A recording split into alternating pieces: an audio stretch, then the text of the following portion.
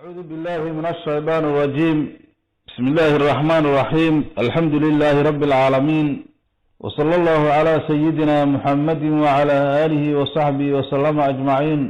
وآتوا اليتامى أموالهم ولا تتبدلوا الخبيث بالطيب ولا تأكلوا أموالهم إلى أموالكم إنه كان حوبا كبيرا. وإن خفتم ألا تقسطوا في اليتامى فانكحوا ما طاب لكم من النساء مثنى وثلاث ورباع فإن خفتم ألا تعدلوا فواحدة أو ما ملكت أيمانكم ذلك أدنى ألا تعولوا. وآتوا النساء صدقاتهن نحلة فإن طبن لكم عن شيء منه نفسا فكلوه هنيئا مريئا. ولا تؤتوا السفهاء أموالكم التي جعل الله لكم قياما وارزقوهم فيها واكسوهم وقولوا لهم قولا معروفا. بسم الله الرحمن الرحيم. عشر كان وحوك بلابنا يا آيات اللبات وصورة النساء كمذا. وعن سوق قارني عشر كاني بقول إيتوان إيكوبات أنك أخجرنا سورة أفراد وقرآن كمذا. إلهي سبحانه وتعالى وهو نوغسه ورمي سورة بلوغيدي إساقو ضدك لخبابي ومركو أناذيي ربينا كبقيري ربك لقبقى يا هدنا إلهي سبحانه وتعالى أوسفيي وهو ربك إذن كأبوري نفك لقاله هو آدم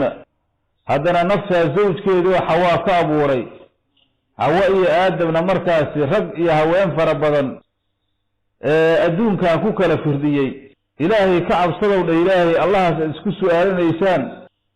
قرابة إنا قيسان نكبقوا إلهي إن الله كان عليكم رقيبا.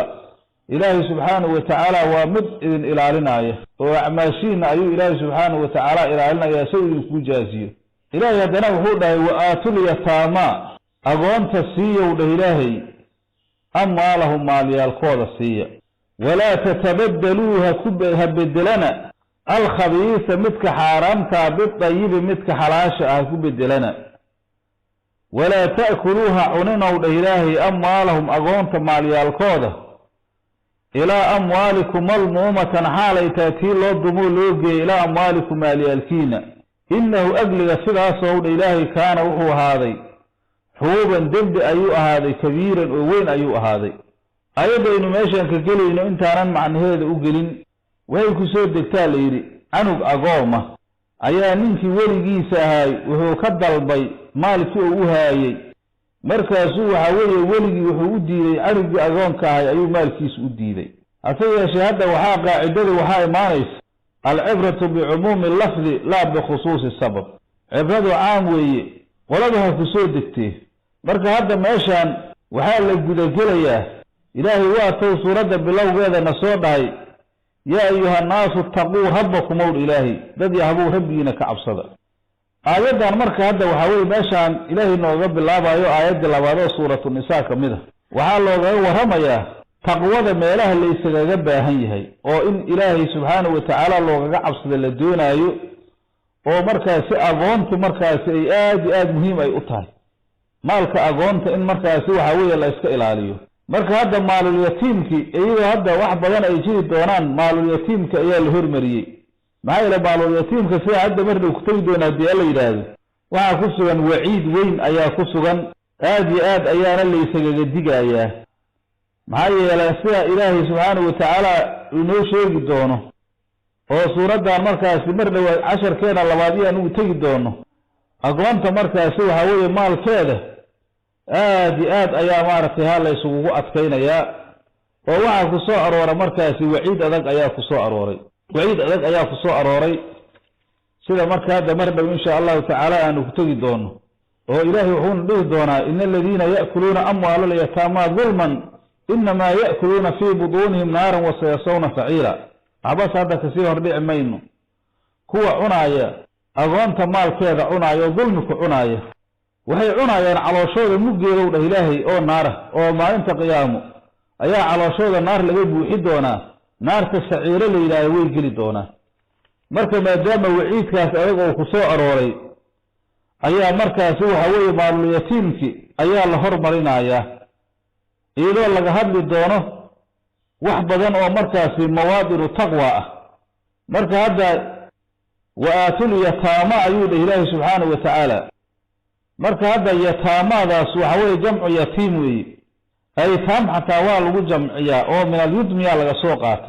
حق اللغة وحال إلى ذا يدمغ أما أقول لماذا الانفراد أيال إله كليوبت وي مركز وحاك الله يسيك لنا حتى واكت ماذا ومركز عدم المسير وكلا انت واكت ماذا سيادة درة اليتيم وكلا وحال قوة عديمة المسير على قوة وحال الله قال الله معك وحاكم إذا مركز يدمج رسول كان عليه الصلاة والسلام كل عيو يتم يتم سيد كائنات الكون ليري سيد الكائنات مركز أساس وي مركز هذا اصطلاحنا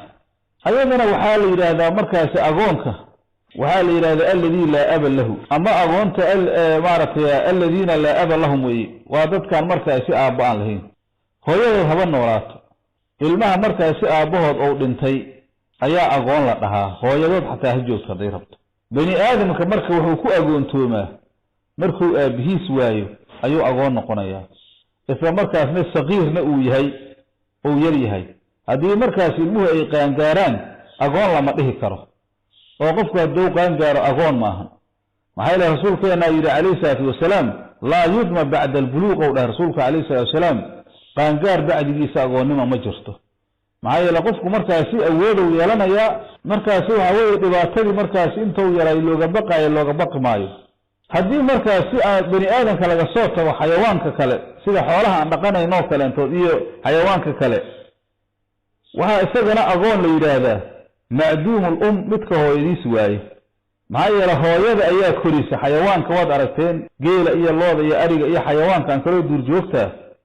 ilmaha waxa koriyaa waa hooyada weeye midka markaas dhalayo maalinta uu markaas dibigu sacad booda ugu dambeeyaysa ama orgagu rida uu booday ama wanku markaas waa weeye laxda uu boodo markaas ugu dambeeyaysa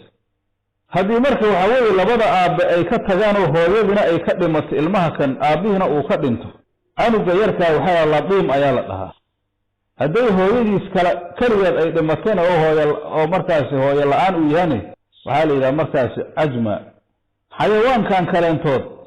oo marka mesela duyuurta kale duyuurta shimbiraha waxa leeyahay labadaba waa agoontoomaali shimbirta waxa weeye labadaba way agoontoomayaan waxa yeelay shimbirtu midka labka iyo midka dhidiga oo ilmaha iska dhalay isku sii u koriyaan marka hadii shimbirta hadii aabuhu oo ka dhinto agoon weeye hooyadu haday ka dhimataan labada kii dhintaba midkii soo hara mid haduu soo kala inta agoon ma la dhahaa iyagana agoon waay calaashaan waxa weeye awlaadda markaasi nafciga ay helayaan iyo cid ay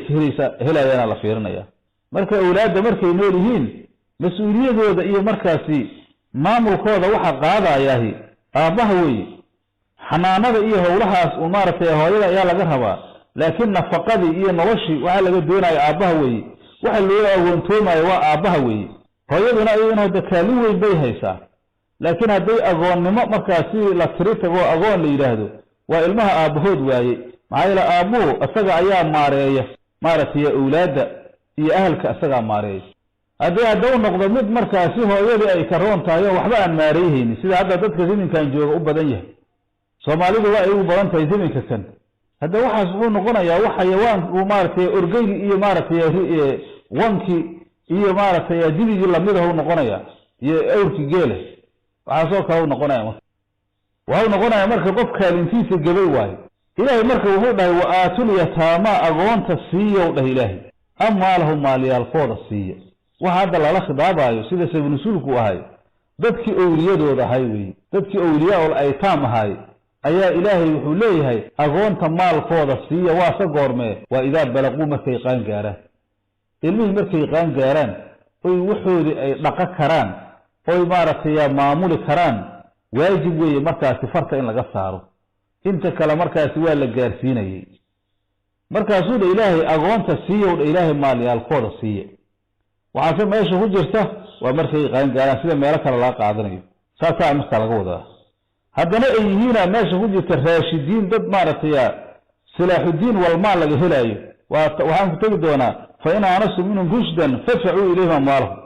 marka dadkii awliyaa aytaam tahay xoolihii ilmuhu siiye markii la aqoon tahay ilaahay wuxuu dhahay walaa tatabaddaluha badalina ilaahay al-khabisa midka xaraamta ah biday midka xalaasha waa nahyi kale intood weey waxa jiri jirta marka ninka waliyul yatiimka ah oo markaasi ilmaha aqoonta weligoodi ah jaahiliyadi wuxuu qaada jiray maalka qurxan oo maartay anuga aqoonta iska leeyahay maalka qurxan oo ilmaha aqoonta ay leeyihiin ayuu qaadan jiray mesela barnaamijka saca halka qurxano qaadanay ilmaha aqoonta ay leeyihiin mid kale uu bedelaa hasha fiican oo ilmaha aqoonta leeyihiin mid kale uu bedelaya neefka dhidig ayga saasoo kale saasoo yeeli jireen markaas uu shay radiya ayuu sameeynaya ama dirham oo zaaifa weeye aqoonka uu tagi jiray markaas uu midka jeedka ah qaadanaya markaas waxay u dhihi jireen shaatun bi shaatin ay dhahay si arrin ku bedelna waayo wadirham dirham ku bedelan hada ku bedeshay wixina ismalaha markaas uu ilaahay wala tatabaddaluha bedelana ilaahay al-khabisa midka xabiiska ah xun wal haramu ay marka jaalin ku fasira laakiin waxa weeye midka khabiiska midkii waxa weeye aan fiicnayn oo neefkii aan fiicnayn oo markaas amba caatada ahay amba cudurka qabay ayaa soo gelaya oo kiifina lagu bedela bid tayibe midka maartay qaybka oo wanaagsan midka xalaasha ama sideeda waxa weeye khabiiska xaraamta waa lagu fasiri karaa haddii markaas shayga oo qaato shayga uu qaadanayo waxa weeye xaraam weeye xoolaha saaba xaraam waa shayga dayibkaana asaga xoolihiisa xalaalay u ahaayeen shayga dayibka ayuu iska oo maartay oo bixinaya shayga xaraamta ayuu qaadanaya ilmi aqoonta xoolihooda ayuu qaadanaya saas weeye ilaahay marka wuxuu leeyahay subhanahu wa ta'ala wala ta'kuluha unina hadana alle amwaalhum maaliyalkooda unina aqoonta maalkeeda unina ilaahay malmuumata soo qadaro xaal ay taatiila dumay amwaashaasu ila amwalikum maaliyalkiina loo dumay oo waxay markaas isku khaldayaan maalkii aqoonta iyo maalkii ayagu ay lahaayeen markaas waxa weeye saas waxay isugu derderayaan ayay ku cunayaan oo waxay doonayaan maalka aqoontaas inay ku cunaan maalkoodii way markaas ay kulminayaan maalkoodii ay markaas ku dirayaan markaas ay dhamaantood ay ku wada tasarrufayaan qasadka markaas arinta ay ka leeyihiin waxa weeye waxa dhamaantood inay wada cunaan waa nahyi saddexaad weeye midkaan saas weeye markaas uu dhahay ilaahay subhanahu wa ta'ala wala ta'kuluha unina amwaalahum maaliyalkooda unina مضمومة حالي تيتيلو جيي إلى أموالكم ماليالكين إنه أبلغا سود إلهي قابكا سوحوليها وانت الوعنه كان وحو هذا حوبا دنب أيها هذا إلهي دنبغا سو كبير أوي دنب وين أيها هذا إلهي سبحانه وتعالى يعرنك اسكئل سود إلهي هذا إلهي هنا وإن خفتم هديئة كبقيسين الله تقصدوا إلي دانقر سورين في اليتامى أغوانت فانكهوا بوسدوا الإلهي ما من دول قوسة ضعاب لكم إذن دين نقضة أو من النساء هوانك كميرا أن أغوانت أهيني مثلا لبك قوسة الإلهي وثلاثة سدح قوسة ورباع عفر قوسة فإن خفتم هديئة كعب ستين ألا تعدلون إذا أقر سورين هوانك أصبغا حق النفقة إيا قسمها فواحدة من دول قوسة الإلهي أو أمس ما كي كقاب سلو الإلهي ملكة إيمانكم بالجاشين أي بالكيين oo adoomana weeye dalika kaas afar la guursada oo kaliya ama mid lagu gaabsado ama la surriyeysto ayaa adna dhawowda ilaahay alla ta'uuru ilaydan joor falina ayantan hadda ayaga laftirkeedu isla agoonti waaye laakiin tii hore waxay ka duwan tahay xagga xukunka ayay sabab nusuulka ayay ka duwan tahay oo marka hadda ayadan soo degtay dadki ayaa markaasi agoon waxa jirtay markaasi dadku ay haayeen sida xadiiska Bukhari ah xadiiska Aisha oo soo qaada doon dad waxa jira marka agoon haaya agoon oo markaasi ayagu qayim ay u yihiin wali ay u yihiin agoontaas marka waxa weeye gabdha ayaa ku jira gabdhahaasna nikaaxoodu nimankan haayo u banaayeen marka waxay sameeyeen jireen gabadha markaasi fiican way ka guursan jireen midda kale intoodna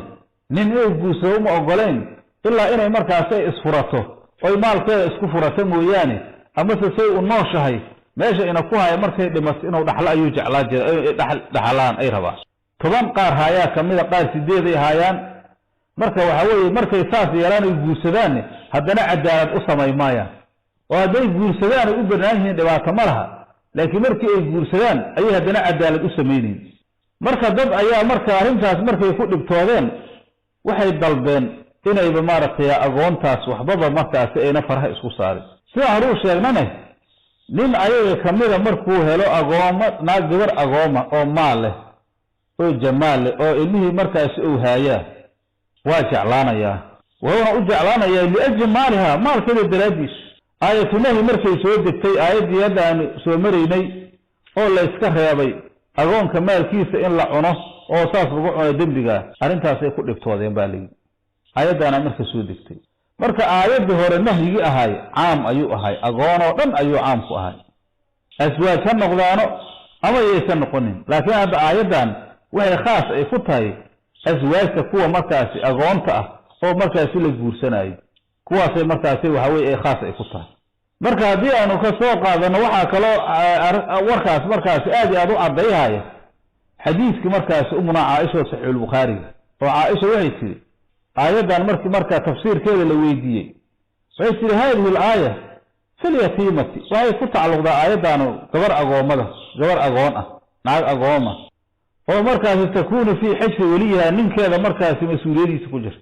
marka jamaalkeeda ayuu jeclaanayaa iyo maalkeeda wuxuu rabaa marka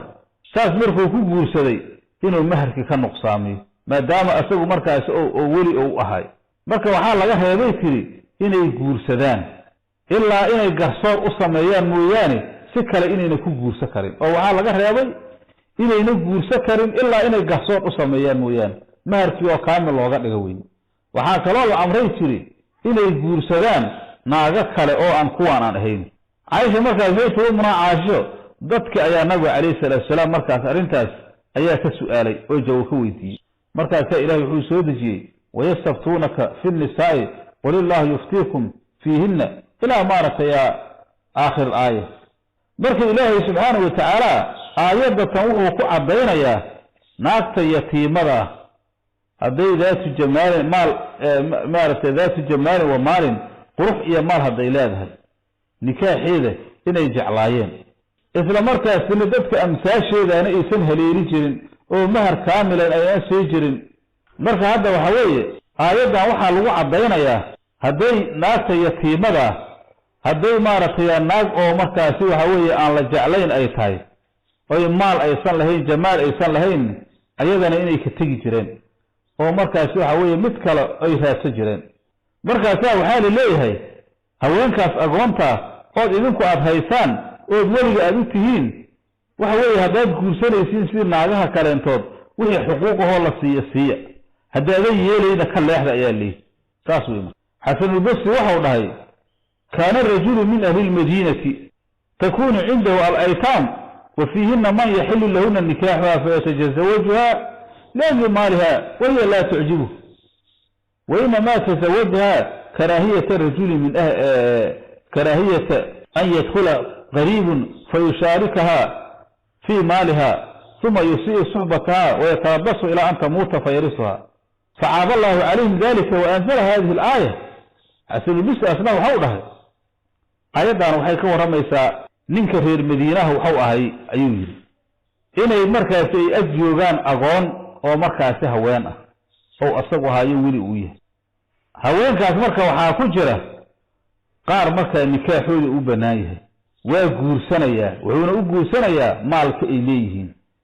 isla markaas mana ajab gelinayso laakiin wuxuu u guursaday wuxuu ka baqayaa amba oo kahanaya nin inuu meesha soo galo oo naagtan uu guursado oo maalkeeda markaas shariik uu kula noqdo ninkaas oo meesha ka ilaalinaya marka uu saas ku guursado صحبته ku dheelaya markaasuu mana dhaqanayo mahar kaamila fiimaayo mana sii deynayo markaasuu waa la sugayaa ilaa ay ka dhimato oo markaas isagu dhaxalkeeda uu qaato ilaahay arintaas ku dagaala markaas oo aad soo dijaalay intaas marka waxa weeye ahadiisaas iyo asartaas afasiraysa ilaahay marka wuxuu dhahay wa in khiftum hadiyat ka'ab salaysiinu ilaahi wa markaas awliyaa aytaamku weeye alla tuqsidu ilayda u garsooreyna fil yataama agoonta oo aad ka baqdeen dimbina aad uga cabsateen amarkooda وعقل يخبق مركاسي ناقها إن يسن كلا أي قبان عدالة إن يسن أولا سمينين هذا تسبق يسين الإلهي فانكحوا بورسده الإلهي ماذا بمعنى منوي من هوين بورسده فهذا لكم إذن طيب نقضاء إذن لفي عن ومن النساء هوينك كمية سواهن على قوضا هوينك كلا عادية ناكت إذن لفي عن بورسده وعن أهين أغوانتها فانكحوا بورسده الإلهي ما من دول فهذا لكم إذن طيب نقضاء إذن لفي عن ومن النساء هوينك كمية وعن كوان أهين وأنا في بورسده يسين كواس مثلنا اللبو وثلاثة سدح ورباع أفر لبا إيه سدح إيه أفر تبو سدح بعد الواحدة سوي وحال قول لكن مثنى وثلاثة اثنين وثلاثا ثلاثا وأربعا لقولا هنا كزيادنا أعرفها لكن مثنى لبوي أما لبنا واد بو سدح أما سدح بو سدح أما أفر بو سدح انتاس مركز وحكا زيادة هو مركز أبنا أمة محمد متران معناها إلهي سبحانه وتعالى اختيار ويدين فيه إنا لبا بوستين أما سدح بوستين أما أفر بوستين ووضع أنا مركز للعطف معهن هذا عطف للعطف إهال هذه وها مركز لازم لهي إن منك إبنانا تستغالنا غول إبنانا مثلا والثلاثة والرباعة هذا الكاتب يريد مركز قلب الظاهرية ومارت يا شيخ الأبيج الداهي ذاتك مركز مثبتي سايستي سغال كاسنا غول أيا إبنانا بمعنى أونا من نقونا يسوي وذانه هذه بمعنى أو الكتب ماذا وعمرك يسير لازم لهاي قفك اللبات دورته إنه كبكت بإنه أبنانه واللبان دورته يدو يراده سدح كما ديجا كريه أفرنا كما ديجا كريه أدو سدح دورته أفر كما ديجا كريه ساسي كين لهذا عرفتوا مركز ساسمه قال مركز حاجة سعيقنا الشيعة أو متطرفين أو مركز سقال كاشيغي أياجره إجماع أمده هي حديث صحيحة أي خرقنا يعني أو مثنى وحيد هذين مثنى وحاكا ما هي سيدها اللبو والثلاثة وسدحة قدر مركز الشنوي والرباعة قدر أو مرة أفرة شن يأفر يسوقي سقال وايدها نينك مركز سقالنا أقوى أبناني لها قول هذا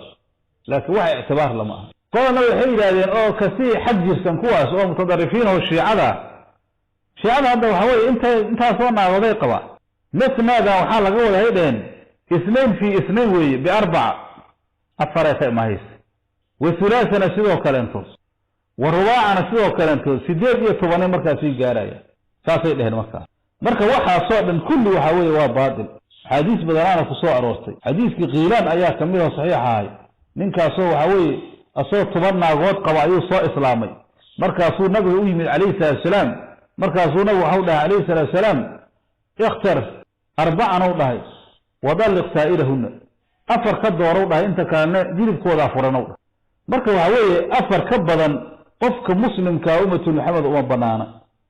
وحيابها دفك وحاس بنايها عياني ضد مركز وحوي خربان واي وعن مركز وحوي عن شريعة عن لكل هين فإن خفتم هديئة كعب 60 والإلهي ألا تعجلوا هذا وحالي لبقى قرسية سدح قرسية أفر قرسية مدي بعدين